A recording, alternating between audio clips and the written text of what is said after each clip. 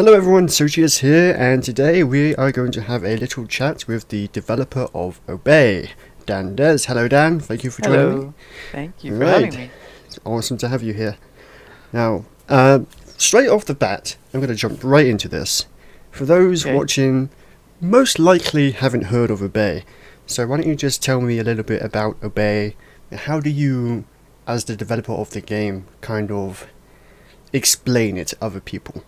Okay, yeah, well this is the biggest challenge for Mm-hmm. me in making this game is explaining the game because it's so different. I can't just say, "Oh, it's just like this game except XYZ." It's a really different game. So I explain it like this usually. I say, "Well, imagine like an RTS, like you maybe send commands to little units or whatever and they do what you say, or maybe like in an FPS where you're playing with teammates and you might give them like commands and say, hey, let's do this together. In Obey, you're sending commands instead to your enemies, to people who are trying to win against you. Of course, You're yeah, trying, yeah, you're trying to make your enemies do what you want right. and coerce them to do it. So if you can grasp that idea, that's the meat of the game. Because essentially, you're not going to win the game unless you get other people to allow you to win the game. Sort of. I mean, there's ways to not do it. I mean, you know for yourself that there's Mm. like you can win by just being the bunny and stuff. I mean, Oh it's yes. possible. But the main way to win, like most games are won by one person making the other people do what they don't want to do, like coercing them by bribing them and putting them in situations where they're really balancing whether they should or shouldn't and trying to make them wish they at the end of the game say they shouldn't have, you know? Yeah, really. So what kind of how did this game like come to fruition? What exactly inspired you to make Obey? Well, I don't usually say this, but Obey I've been trying to make this game since like 2002. It's been a long Wow, time, that a is a very long long time. time. Yeah, I mean, I was a different person back then, and my skill set was totally different. I was just out of school. I mean, from then to now, it's the idea itself has also really changed a lot. Originally, I mean, if you're asking like the source of the game where it actually started, Absolutely. it was just the idea was just to make a really, I guess, asymmetrical multiplayer game. That was how asymmetrical can we make it? Fair And enough. yeah, and over the years, I mean, I tried it with different partners. Everybody, I mean, this is the thing about indie game development. It's so much work. It's just ridiculous. A lot of people think they're even professionals, even people who are game developers, they think they're up for it. But when it really comes down to it, they're not. It's just another animal. It's so much work. Hmm. And so I go ahead. So you say this kind of came to your mind back in 2002. Were there Yeah. any specific games back then that kind of, you looked at and thought, I like that mechanic, maybe I No, should no, implement that mechanic? that wasn't the source. A lot of No? people ask me that, but I can't name another game that was really the inspiration for Obey. It was really just trying to make it a really asymmetrical game. And then over the years, after, failing with different partners and just finally I said, I'm gonna Mhm. do this myself to actually complete something myself. And in meditating on the idea, and this is pretty recent, I would say, like last year, maybe year Right. before, I just set meditating on the idea of how asymmetrical can I make a game? Well, what's the most asymmetry you can have? Mhm. And a relationship between people. And I thought, well, pretty much like a master slave is the most asymmetrical. And then I mean, I can't be the first to have thought of this, but I imagine that most other developers or designers think, oh well, who wants to be a slave in a video game? Right. Scrap that. Let's forget that. But I didn't do that. I said, well, maybe it could be balanced. Maybe we can Mhm. still balance it. And meditating on that, I thought, hey, it can be. Like, what if the slaves have a way to become the master and being, I mean, if you want the real inspiration for the game, which came not really from the beginning, but kind of like, I guess, like already when I was starting to work on it in early 2014, I would say, is my interest in geopolitics and psychology. Oh And wow, really? Yes, because that's when I said, oh, well, that's a perfect mirror of how real life systems of power work. Right. And a lot of people, they don't really grasp the idea. I find, obviously, I've seen quite a few new players come into the game so far, and they don't really grasp the idea of a bay. They just go, oh, hey, here's a giant turret with guns. Yeah. I'm going to kill everybody. But you've explained it more to me in depth about how, this relates to real life, and it's very psychological between the Robosaurus and the bunnies. And it's just, how do you exactly combat that kind of thing? Because obviously you don't want people coming into your game going, oh, hey, let's just shoot them up. Let's just kill everyone. Well, I have always wanted to keep it so that if they want to approach the game that way, the game never stops them. I don't know if you noticed in the design, and there's nothing stopping you from just killing everything that moves. Like, that's something that I always wanted to be part of the game. I mean, I want to make it not a winning strategy, and I think I'm very close to, like, really, I don't want to say nuking, but getting to the point where it's going to be very difficult to use that as a winning strategy against experienced players. But I mean, think about it this way. This is the way I think about it. The reason people do that is because they've been trained to do that. All games do that. Right. There's a gun, shoot it. Exactly. But think about this too. Like, if you really want to make a game that's different, something that's unique, you're going to have to break some expectations, and that's been a challenge because Obey breaks so many of them that that players come to with a certain expectations that they don't realize they have. They don't even realize that that they come to the game with knowledge, and some of it's good. Like, for example, like WASD, Yes, of course. mouse look. I mean, you come to it with knowledge, and that's good. That's helpful. But other things are not. Like, for example, you kill the bunnies. You don't.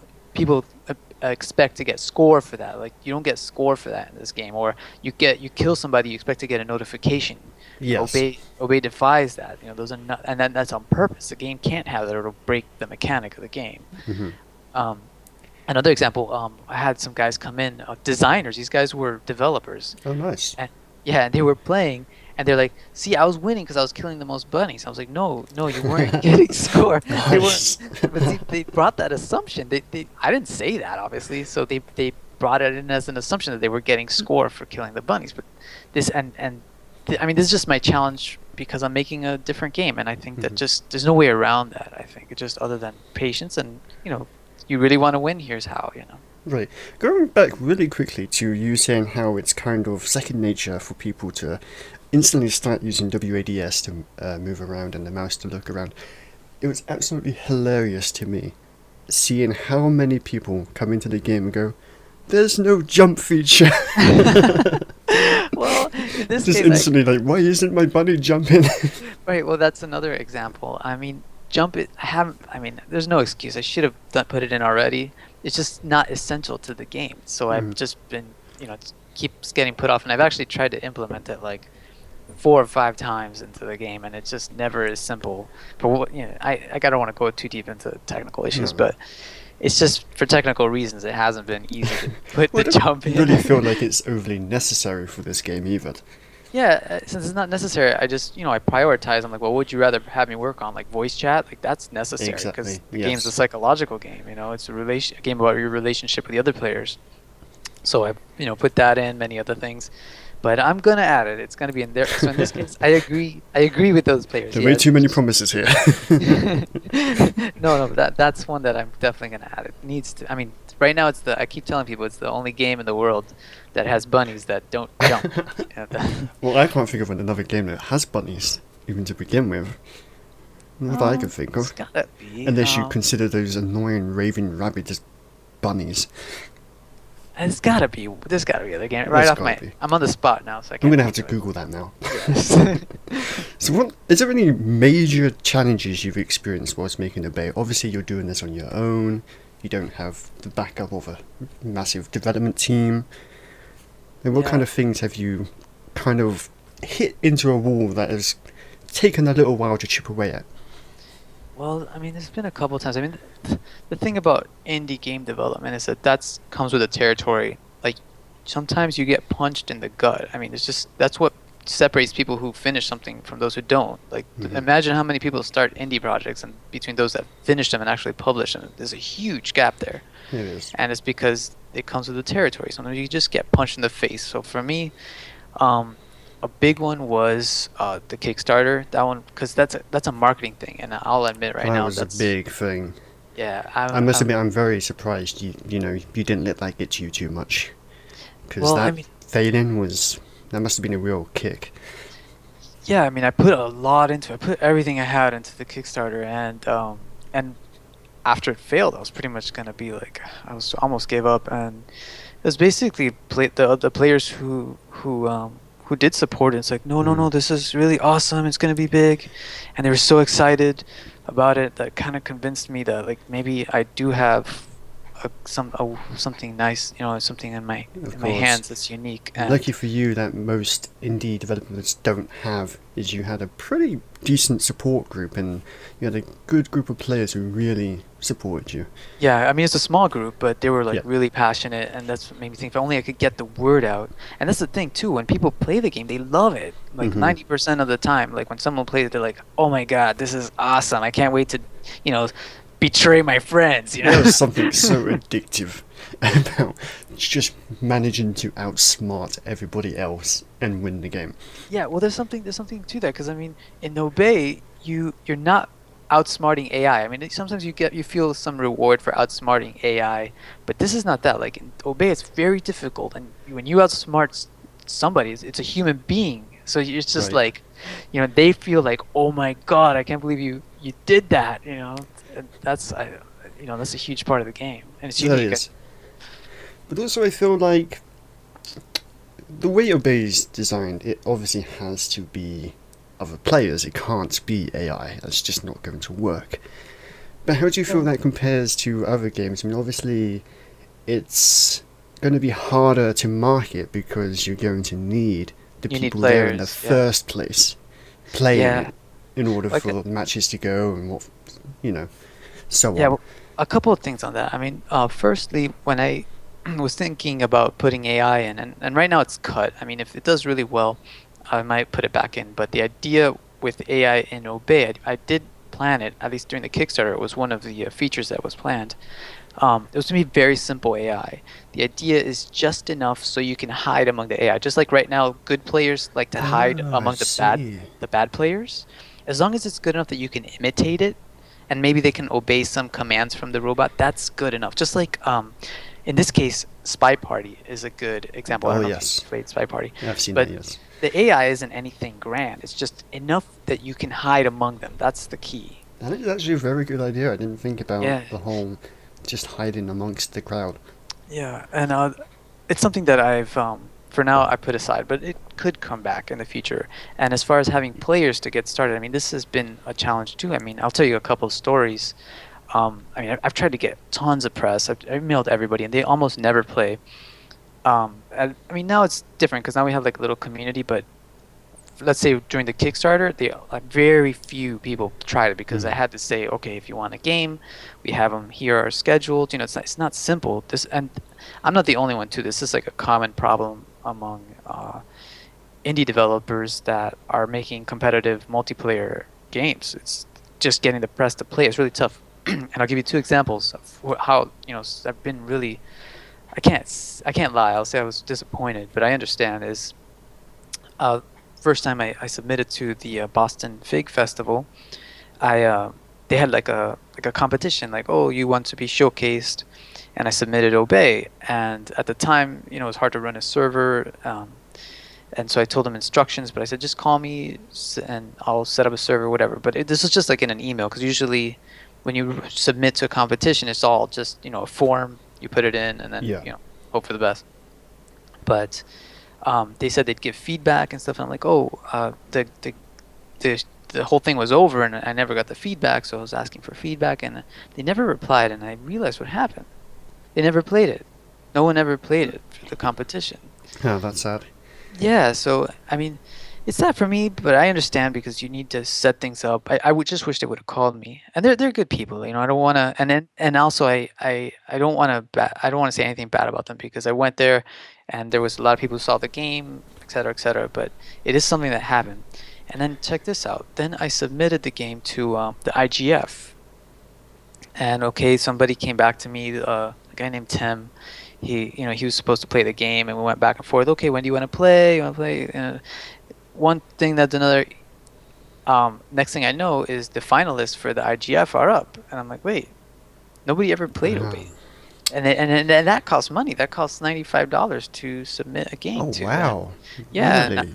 yeah, I wrote to the. And they never really They never played bothered? the. No, I'm positive they never played the game because there's not that many players, and I know who's on. So I wrote to the chairman, like, hey, and he was very kind. He wrote back. First he refunded me, and he also mentioned, like competitive multiplayer games are at an automatic disadvantage because they take organization to be able to play them, Right. especially if you don't have a community. Mm. So, but I mean, to be honest, it was kind of like a punch. That one was a punch in the gut to me because that's like supposed to be the biggest indie game competition in the world, at least in my mind. I don't know any other that's bigger. And they didn't even play my game. Like you can't even play it. But see, the reason is they use volunteers to run this stuff. So how are you going to get Okay. volunteers to really do the work? So I understand, but this is the reality.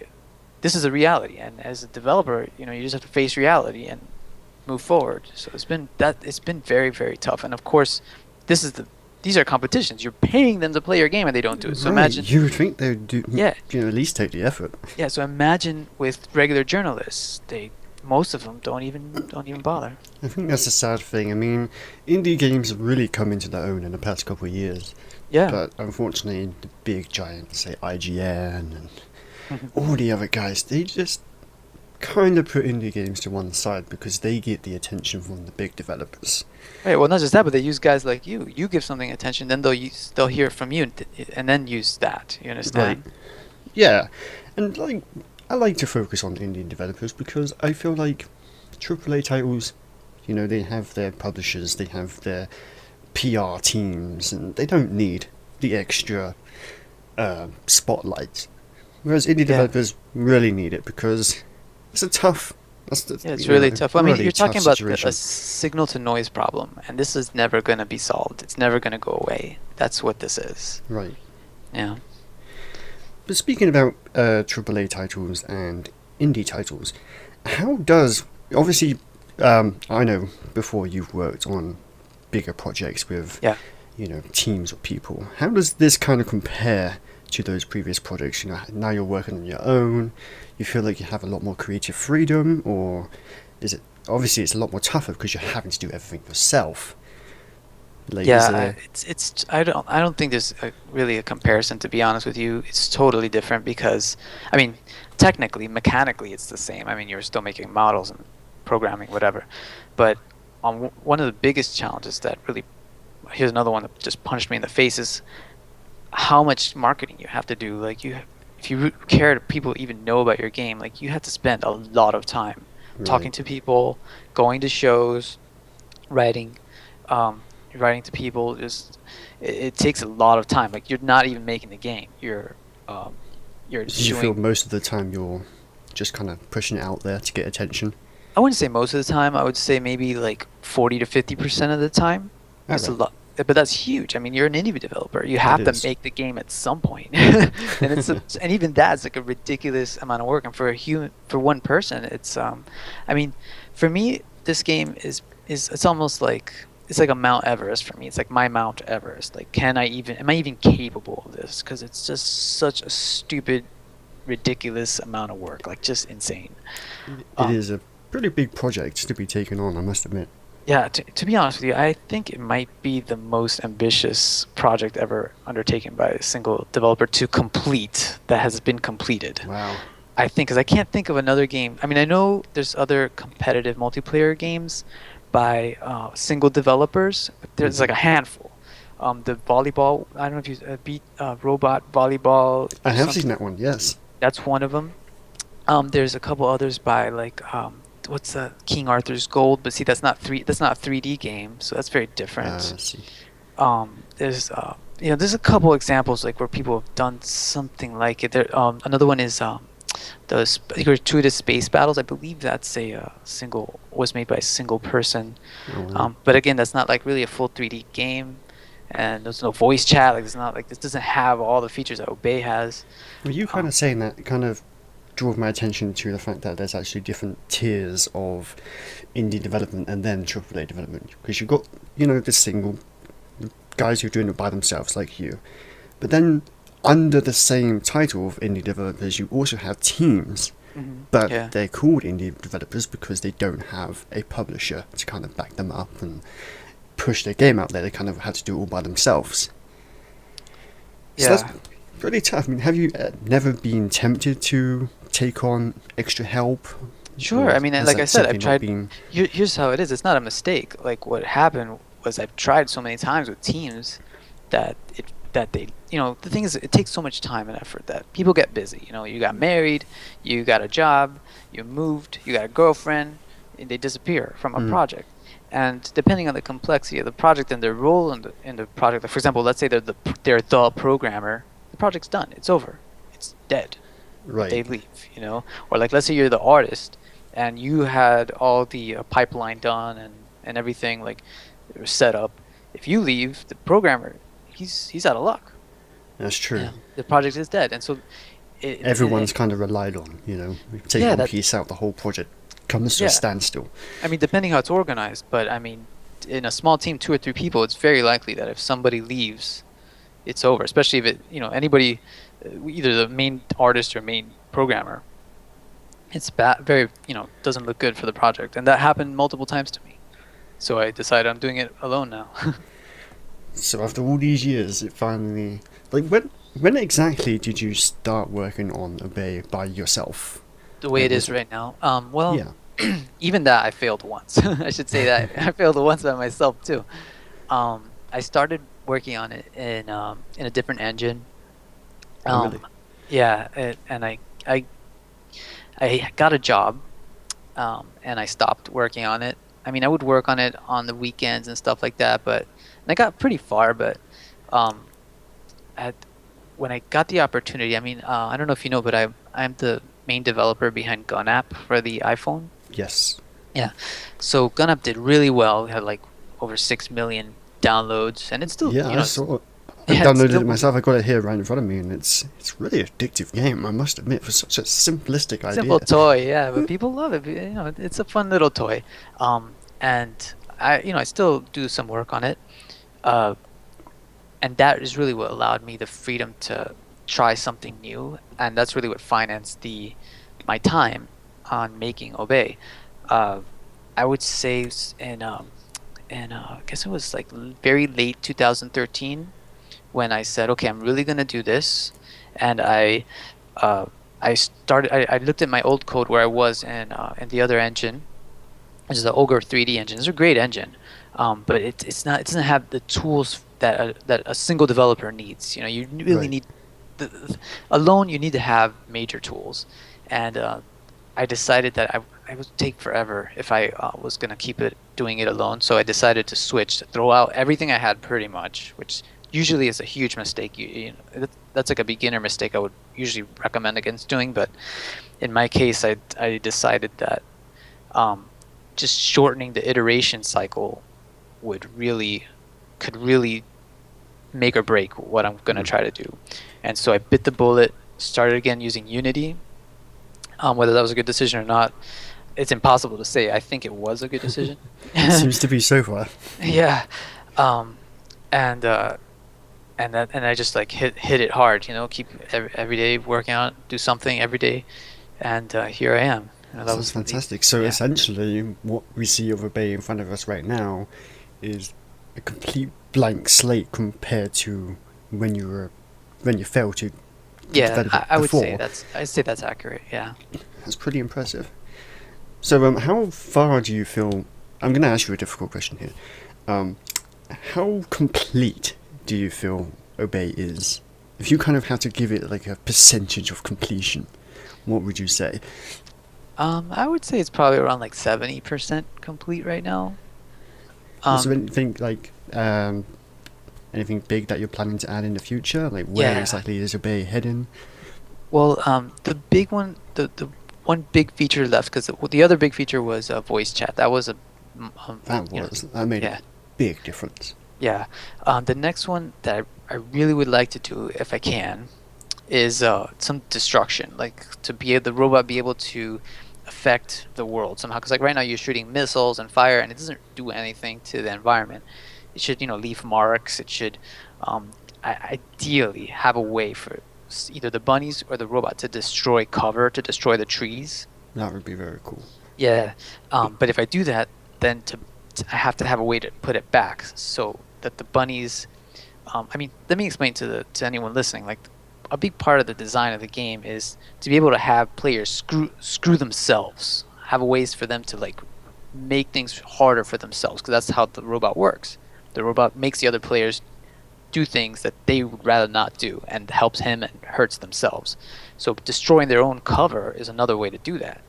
Um, so if I can make the bunnies be able to destroy it, but also so the game doesn't become unbalanced, there's got to be a way for them to add it back. And I've always thought it might be nice to have a way to make a bunny either invisible or dig a hole or something. And I think this is going to be the way. They'll be able to like maybe plant a seed or something. It'll just like pop up some random foliage in front of them, and it's for the robot to up to the robot to say, "Oh, this tree wasn't there before," or It'd be whatever. quite funny to have a sort of you could buy like a fake tree and a real tree, and when you put up the fake tree, all the robot sees is this kind of like cardboard cardboard facade of a tree. Oh, but the idea too would be I like that wonder. it should work. It should work, as cover. So it'd have to be identical to the existing cover. Yes. So that would be funny. um, but that's my thinking right now. That would be a big thing to have, but I think it's doable. It's just a matter of time. I mean, and it's going to depend on how much time I can buy when the game is released. I think it's great. I mean, obviously there's still quite a few things you can add into the game. Do you have any sort of idea on how long you're going to keep the game in early access? Um, Not too long. I hope to just have it for like a couple months. Like I want once we get a lot of players. I mean, that's the thing about this game. Like every time someone new comes to it, they bring like their own kind of personality to how they play, their own style of Right. being the robot, their own style of being the bunny. And I want to see like people really stretch it. Like some people come in and do shoot everything that moves, and I want to see how far they're able to push that, and see other people push like how mean of a ruler they can be, or how nice of a ruler can he be, like, and see where all that stuff goes. See where the holes are, because people, there's still ways of playing that are still being discovered. I mean, just yesterday, I've never seen anybody do this before. When somebody came in, he was been a player for like months, and he comes into a game with some new players, and then he says, oh, how do you play? And then you start asking like the buttons do, like what things going on, and like what is this thing for? And then he gets in the robot, and then like destroys all their collars, sends them all to the dropship, and like gets them all consolidated, like. This is, Nice. that's You a kind of tricked them into going a little bit yes, easier on him. yeah. And then, That is but genius. yeah, I stuff like that, like just like see what people do with it, because it's a psychological game, so that's Of course. what gives it its depth. It's very interesting. Anything else you would like to add? No, check it out on Steam. Yep. And if you don't know if you want it yet, put it on your wish list. Feel free to write on the forum, ask questions, or talk to me if you don't know if it's for you. There's a lot of new players coming on, and the more the merrier. Fantastic. I'll include all the links and details in the description. Thank you, Dan, for joining me today. My pleasure. Thank you for having me. everyone else for watching the video. See you guys next time.